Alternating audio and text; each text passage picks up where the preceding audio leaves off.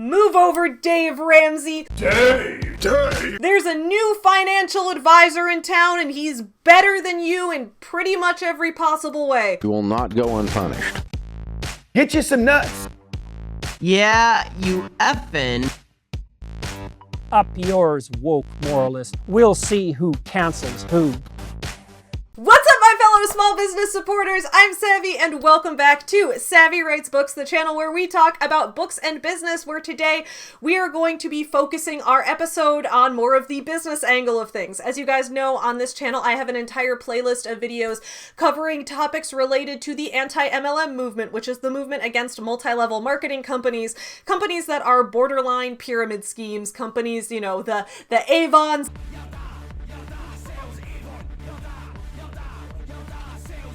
and the Mary Kays,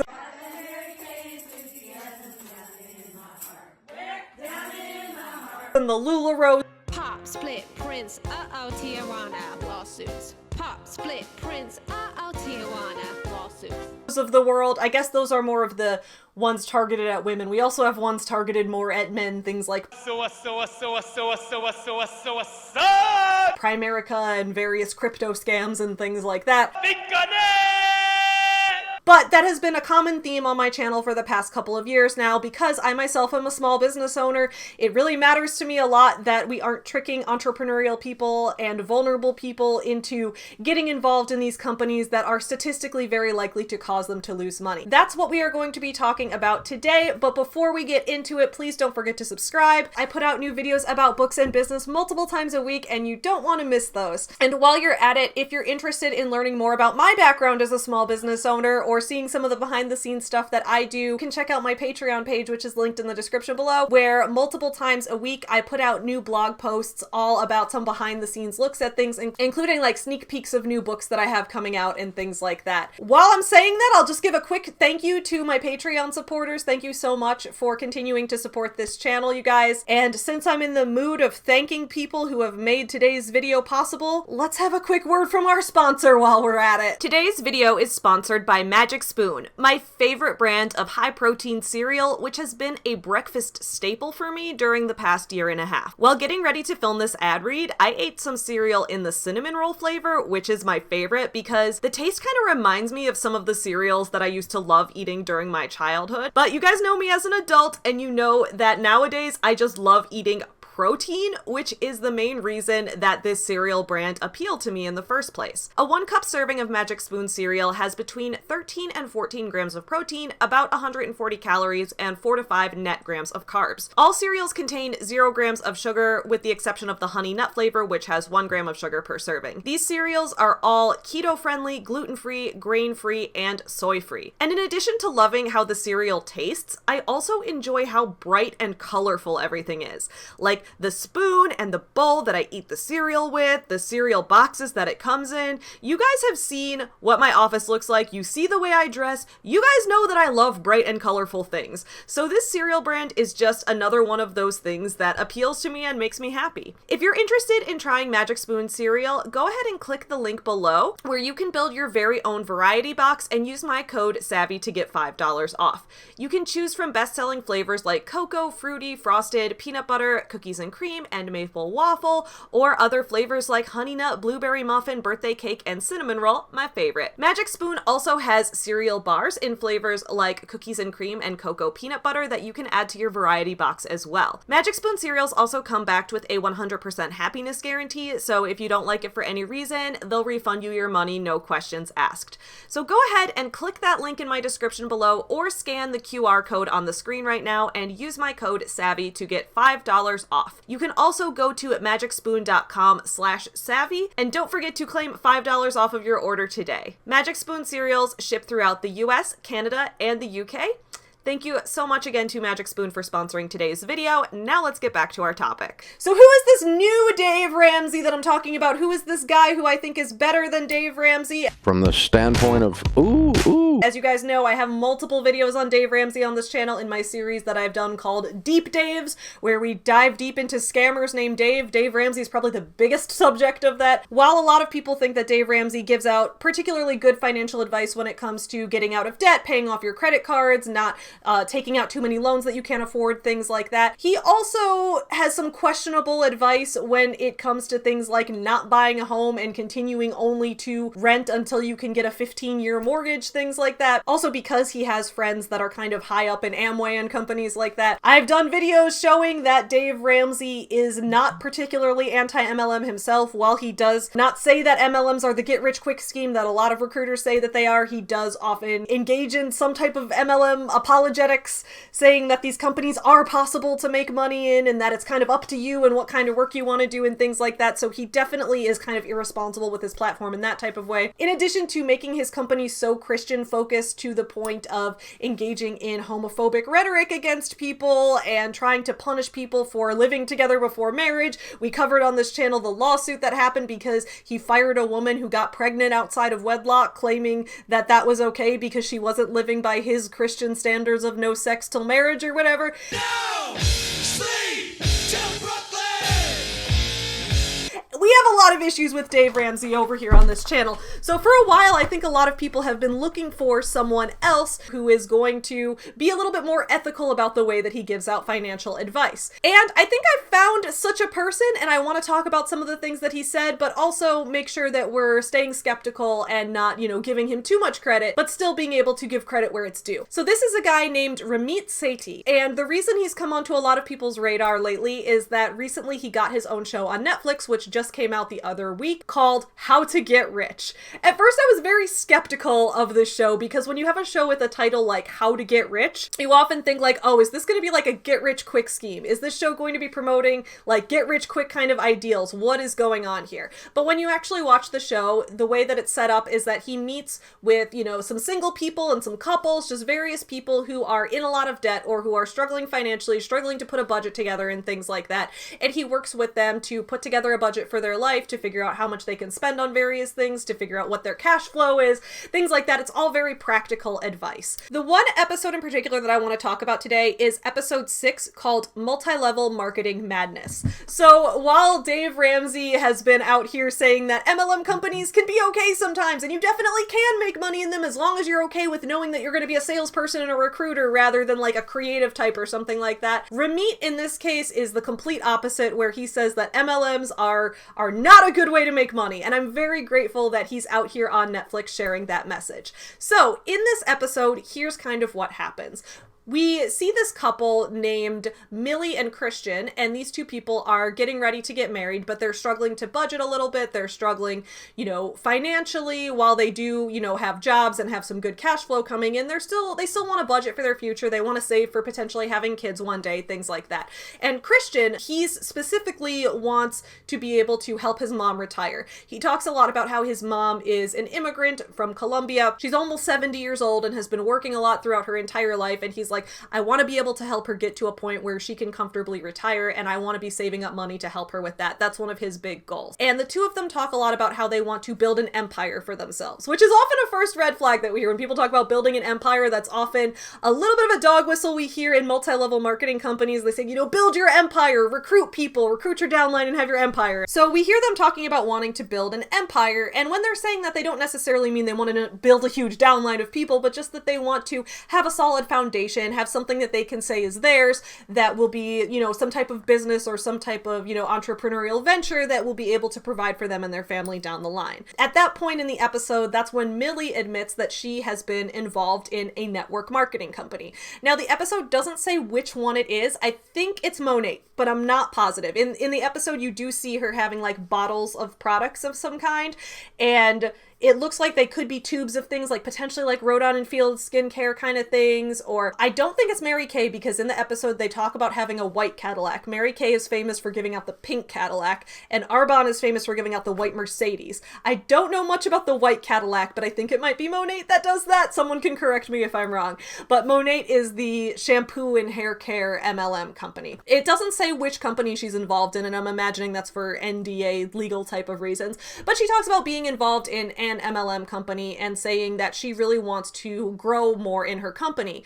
And one of the things she talks about when she's talking to Ramit about, you know, her finances is she says she had this one really, really good month in the company where she made $12,000. And if she could make $12,000 every month, that would be a fantastic yearly income. So she talks about that, but she also admits that that money hasn't continually been coming in, that she made $12,000, she got this really high up rank, and the rank that she was at afforded her the white Cadillac, so she has the white Cadillac, she feels like she's got the car, she's got this good cash flow coming in. However, she's having these months where she's making $2,000 a month or less in this company, and she's wondering what she can do to get ahead more. I love the way that Ramit approached this in the episode. She says she's having an event for her company that he can come to. So he comes to the event, he listens to what she's saying, and then they kind of talk it out in this way that just so beautifully deconstructs MLM companies and shows why they are so detrimental to people and why they're really not a good place to make money. So he goes to the event, and at the event, she's kind of giving a speech to people. I guess it's one of those like MLM sales parties where she wants to sell products to people, but also get people to sign up to join her team. And she talks about how being in this MLM company really felt like it gave her a sense of purpose. It helped her come out of her shell. It helped give her a sense of confidence, helped her feel like she was able to sell things and gain those skills that she really wanted. And that's a way that MLM companies often draw people in. They make you feel like you have this sense of community around you. They encourage you. They, you know, build you up with the whole boss babe messaging and the be your own boss, you can do it, all of that positivity and all of that positive messaging. And that causes people to want to stay in it even when the going gets tough. So I think it's valid that she felt those things and that she wanted to continue to build those skills. But basically what he says to her is that she can build those skills somewhere else, that she can use those sales skills that she developed and get a job that gives, you know, a consistent salary, that you know how much money you're going to make every month. You can count on that money to come in, and you can still use those same sales skills that you learned, but without the risk of not knowing how much money is going to come in every month. I love the way he asked her certain questions, and the way he approached this was just so beautiful. So if you guys don't remember, I did a review of the book Cultish on this channel a couple months ago. There's this book called Cultish by Amanda Montell, and in that book, she breaks down different cults regarding like commercial cults, social cults, you know, the big, really creepy cults that we see in the world, but then also other types of cults that are just kind of around us in everyday life. She talks specifically about how no matter what type of group somebody is involved in, whether it's like a really detrimental cult like Jonestown or something,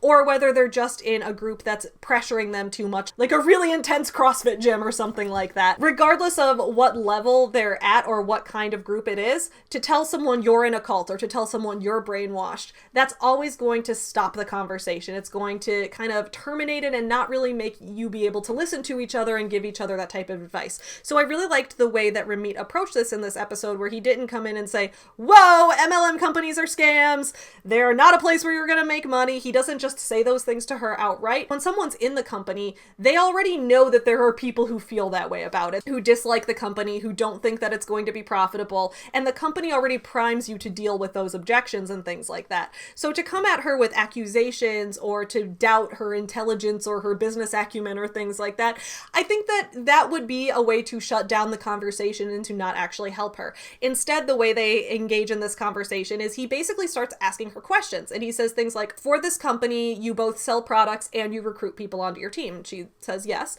And he says, okay, so the month that you made $12,000, how many people were on your team that month? And she says 500.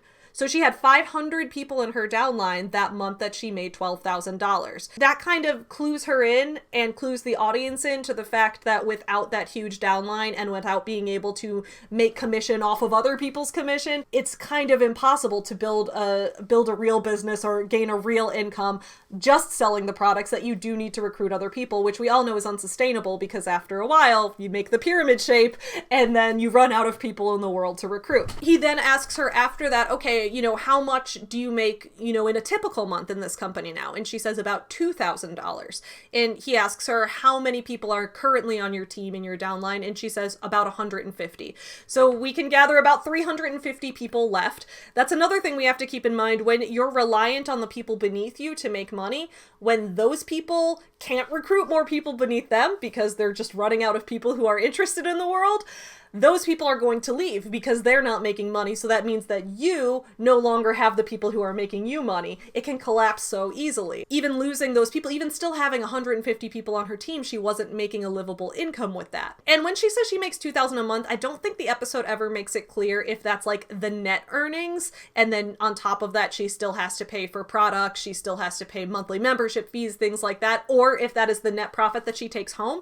It never really makes clear which of that it is, but regardless, it's very clear that with fewer people on her team, she's taking a huge financial hit in what she's able to make in the company. And I think it was shocking to a lot of people as well to hear, oh, even with 150 people on your team, you're still making only $2,000 a month. That's not this promise that they give you of you can work just a little bit, you can work part-time hours and make a full-time income, when she's making a fairly small income, $2,000 a month. That's about $24,000 a year. That's a very small income. She's making that, but she has 150 people under her. That level of recruitment that you already have to do just to make a barely livable income, that's already a little bit of a shock to a lot of people. The camera does a lot of cutaways in this show, so it'll have like scenes with Ramit sitting down with the people that he's working with and talking to them one-on-one and giving them financial advice and working with them, but then it'll cut to, you know, him giving an interview and educating the audience a little bit. So we see him talking to Millie about these things within the MLM, but then it'll cut away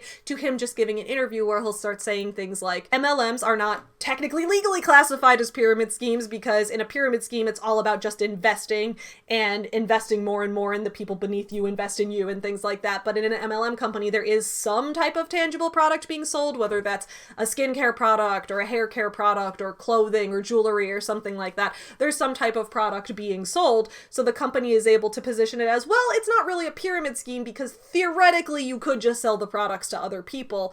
But we all know that that's not how anyone makes any substantial amount of money in this company. He talks about once you start recruiting people into the company, you're eventually going to run out of people in the world to recruit. He brings up the fact that over 99% of people in MLMs will not make any money whatsoever. When he sits down with Millie later in the episode and they kind of have a heart-to-heart conversation about this, and he talks to her about what she's doing, she basically says at one point, like, I think I can get back up to that $12,000 a month. I just have to work a little bit harder.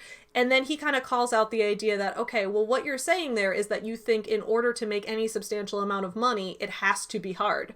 And that's not true. If you get a job that pays you well, that has a reliable income, you will be able to have that money guaranteed to you. So he's kind of challenging that belief in there. He then later asks her, like, if you had to guess, how many people do you think actually make money, make substantial income in an MLM? And she said, I don't know, maybe 3%. And he said, it's less than 1%. She kind of pushes back with this idea that, like, okay, but I know that I can reach those higher ranks. I've done it before. I've seen myself be able to do it, so I know that I can do it again.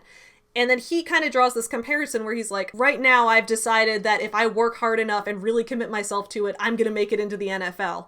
And she's like, well, that's kind of ridiculous. And he's like, yeah, those are the odds you have at actually making money in this company. And I think over the course of that conversation of him asking her questions and her responding and them staying open to what each other's saying, you really do see her starting to come around to the idea that maybe this isn't the best choice. I like also in this episode how he shows that the car benefit that a lot of MLM companies have is often not really what it says it is. So he asks her about the car that she has. She has this white Cadillac, and she says, yeah, you know, I got the white Cadillac. It's a company car that they provide for me because I reached this certain rank and I'm making them a certain amount of money. And he asks, you know, okay, so they bought this car for you. And she explains, no, they lease it in my name, and then the company gives me a check to pay the amount for the lease every month, but if I drop below the rank, then I'm on the hook for the lease. So he says, okay, well, how many times has that happened? How many times have you dropped below that rank and had to pay the car payment yourself? She said it's happened 8 times. So this is kind of bringing it out in the open and kind of making her confront one-on-one what's actually happening in this company and how a lot of it is not really what it says it is. And it's kind of bringing light to this idea that this company says these things to you, but that's not actually what you're experiencing, making her come face to face with the idea that this money that you're having to pay for the car, you actually had to spend that money. That's money you don't have that you could have had otherwise. And I thought that really did bring it to light in a beautiful way.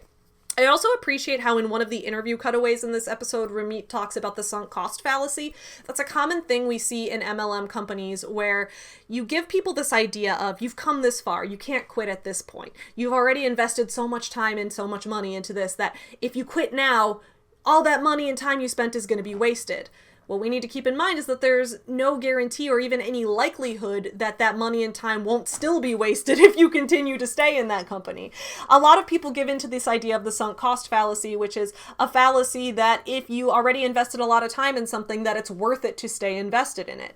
It's not necessarily. In a lot of cases, you need to be able to realize when you need to cut your losses because those are things that you've already lost and you just need to move on before you lose any more. In an MLM, statistically, it's likely that if you have lost a lot of money in it already, there isn't going to be just this big turning point where suddenly you start making a ton of money. You're just statistically, you're likely to just continue to keep losing more and more money. So it's better to just cut your losses now and move on and find a job that's actually paying you for the time that you spend there. Overall, I thought this episode was really well done. I thought that it was a really digestible and mainstream way to talk about why MLM companies are so harmful and kind of break down why they don't do what they say they do and show the process of kind of deconstructing someone from one of these companies. Now, when it comes to Ramit Sethi himself, I don't know that much about him as a person. I tried to look him up a little bit, and we will take a look at some of his stuff that he has out there. I'm always skeptical of people who make money off of giving financial advice. However, I don't think that means all financial advisors are scammers or anything like that. I think that would be absolutely ridiculous to say because there are plenty of credible certified financial advisors out there that legitimately do help people. You just kind of gotta always stay skeptical and try to analyze the pros and cons of every situation. So I figured we could take a look at some of the things that people have said about him and about this show and about this episode. So the first thing I did was go to his website, which is called iwillteachyoutoberich.com. I don't like that name for the website because it does sound a little bit like a get-rich-quick scheme, and I'm not saying that it is. I'm just saying the name kind of sounds like totally not a scam.com. And I'm not saying that he is a scammer. I think he's led a lot of great insights about MLM companies, and from watching the show, I think he did give people a lot of very legitimate financial advice on that show, but I just don't like the name of the website. It just feels weird to me. From everything I've heard, I may read and review his book, I Will Teach You to Be Rich, which I guess is the book that kind of propelled him to mainstream fame in the first place. If you guys are interested in me reading and reviewing that, let me know in the comments below. I'm not a financial advisor myself. I don't have any formal training in finance in terms of like, you know, the legal side of it or anything like that. So I don't know if if I have any specific expertise that'll make me better to review it than anyone else, other than that I am a professional book reviewer and I run a business and things like that. But you guys can let me know your thoughts on that. He then has courses, which was kind of the red flag for me. And I just want to be clear, I've said this before on this channel, I don't think having an online course is inherently bad. I think that there are some online courses that can work very well. You hear, especially like during the pandemic lockdowns, a lot of people were going to college online and things like that. So you can have courses online. Just because you're not physically sitting in a classroom doesn't necessarily mean that the course is a scam or that the course is bad. To me, it's all about the reason behind the course and the reason it's in a course format. So why are we formatting this as a course? Why do we have this as, you know, class materials that you learn from? Are you going to get one-on-one feedback from the instructor? Are you going to be able to converse with other people in the class? Are you going to get feedback on your work and get grades? Not necessarily like A, B, C, D kind of grades, but are you going to get some level of feedback on a rubric or something like that? Is there a reason for it to be a course instead of a book or a video? Is that reason only to charge more? Right? Because sometimes I worry that people release courses because when you call something a class, people think, oh, in college, you know, you can pay thousands of dollars for one class, so people charge thousands of dollars for their online courses when really it's the same amount of material that you'd get in a book that you'd pay $20 or $30 for. And it just feels kind of like price gouging in that case.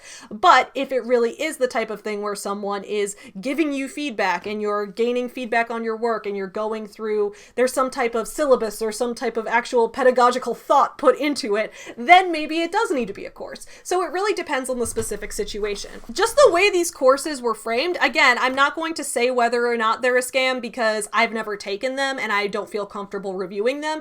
I do think a lot of them have a lot of red flags that we often see in those kind of courses. Things like unlock your richest life with a personalized system that's clear and easy to follow. Like, that doesn't feel right to me. Say yes to what you love.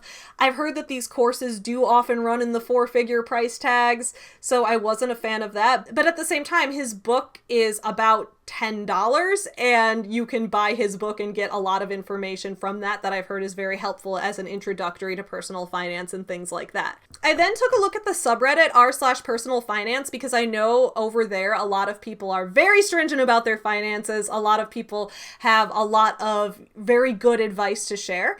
And so someone here asked, has anyone here paid for a Ramit Sethi course? What did you think? What were your results? This person says, I took Earn 1K and No Stress Guide to Salary Negotiation. Both courses taught me a bunch of stuff and have helped me save some money on bills from providers, had fees waived on credit cards, though I was fairly good at doing this before taking his course, but the biggest improvement was making a salary jump of $17K when taking a new job.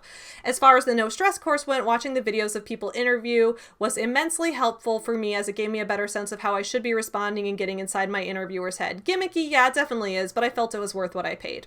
So if this person's satisfied, good for them. I think a lot of this stuff, again, sounds like it could be stuff that you find in a book or in a series of videos and doesn't need to be priced like a course is. But again, if this person feels happy with their purchase, then I'm not here to say that they did anything wrong. This person says, I have no experience with the class, and I'll admit that his website is a little bit gimmicky. Definitely is.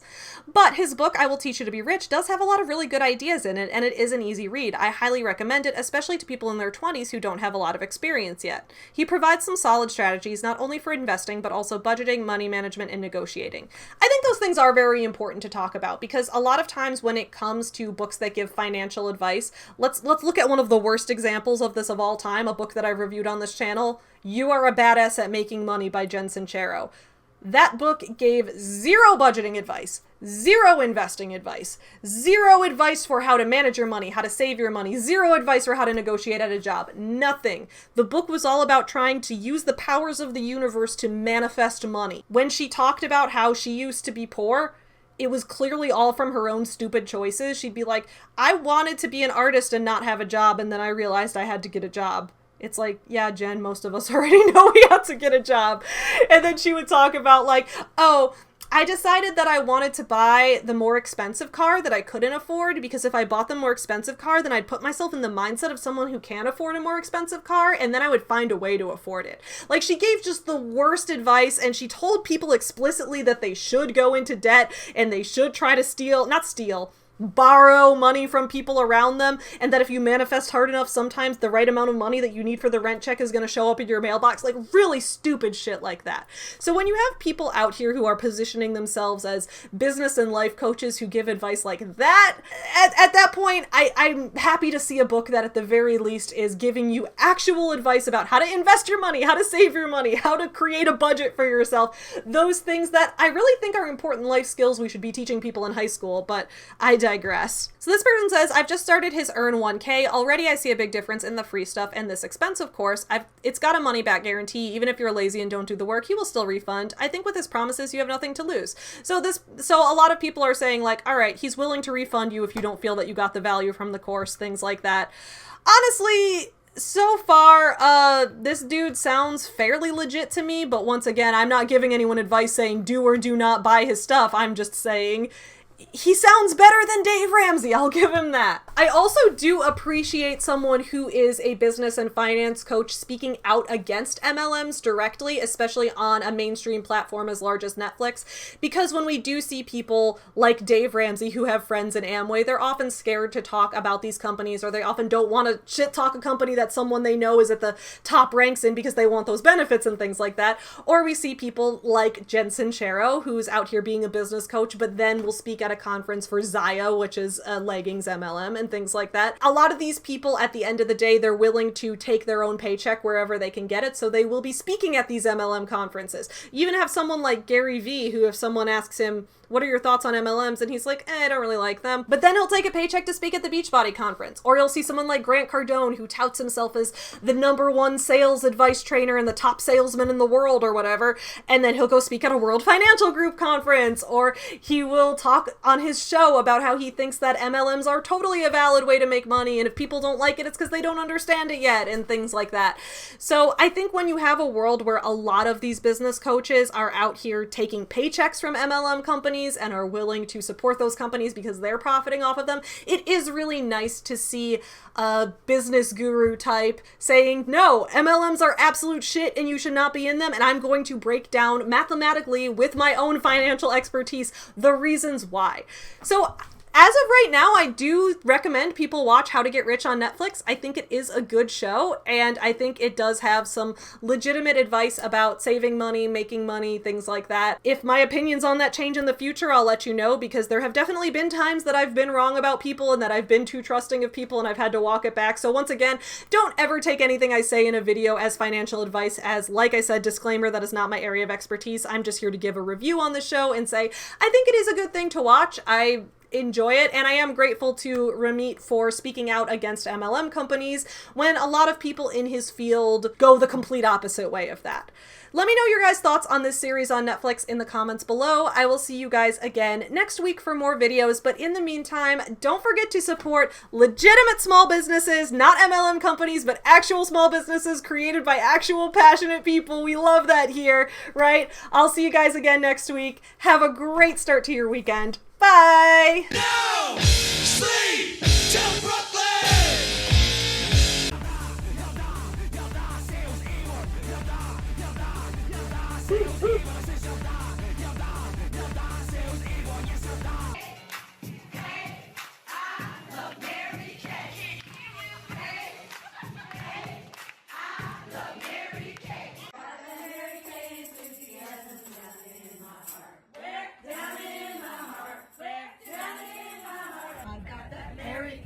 Enthusiasm down in my heart, down in my heart, down in my heart. I got American enthusiasm deep in my heart, deep in my heart, deep in my heart. I got American enthusiasm deep in my heart, deep in my heart.